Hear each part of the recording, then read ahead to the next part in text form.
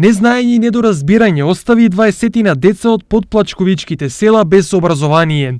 Родителите се соочуваат со казни од по 500 евра затоа што децата по завршувањето на деветолетката не ги запишале во средно. Станува збор за деца од Парналија, Кучица, Калузлија и Онузлија, чии родители веќе почнале да добиваат покани за суд. Доаѓаат покани, па треба нешто пишуваат таму после 30 дена да се оде там на суд или не знам.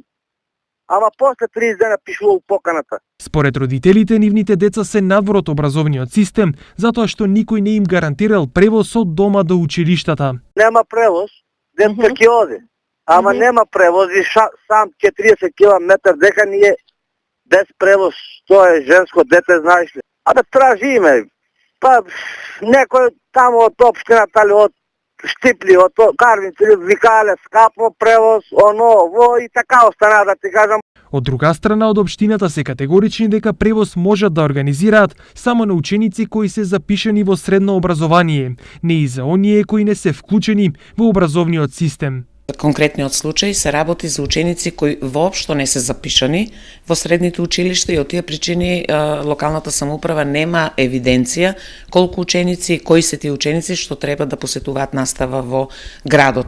Бидејќи во конкретниот случај учениците или родителите кои се жалат на неорганизиран превоз досега не се запишани во редовна настава, општината нема никаква обврска да им ги покрива патните трошоци. Во моментов организиран ученички превоз, општина Штип има до сите оние општини од каде има ученици.